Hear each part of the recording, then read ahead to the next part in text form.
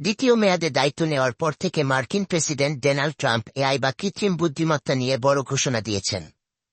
Stargate নামে বড় ধরনের এআই অবকাঠামো নির্মাণের ঘোষণা দিয়েছেন তিনি।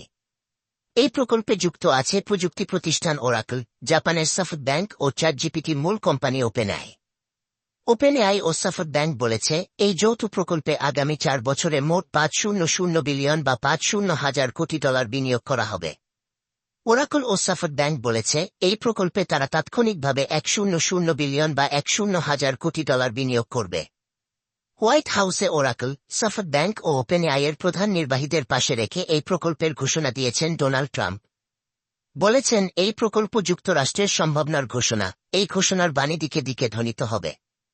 প্রেসিডেন্ট ট্রাম্পের এই কৃত্রিম বুদ্ধিমত্তা প্রকল্প ঘোষণার সময় উপস্থিত ছিলেন সফটব্যাংকের প্রধান নির্বাহী মাসায়োশি সন, ওপেনএআই-এর স্যাম অল্টম্যান ও ওরাকলের ল্যারি এলিসন। ডোনাল্ড ট্রাম্প বলেছেন, এই পরিকল্পনায় ডেটা সেন্টারের মতো এআই অবকাঠামো নির্মাণের কথা বলা হয়েছে। সেখানে 1 লাখের বেশি মানুষের কর্মসংস্থান হবে।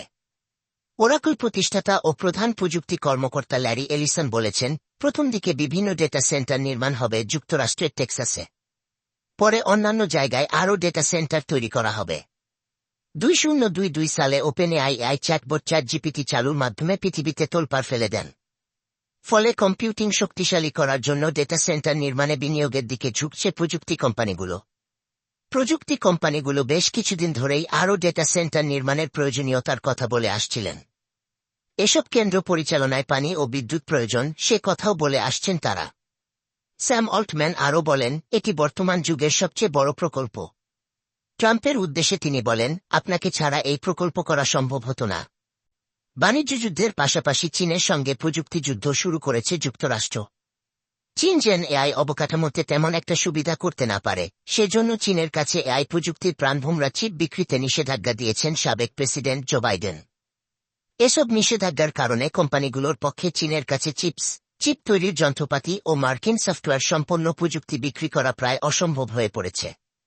ট্রাম্প মূলত সেই পথেই হাঁটবেন। সেই সঙ্গে নিজেদের সক্ষমতা বৃদ্ধিতে নতুন এই প্রকল্প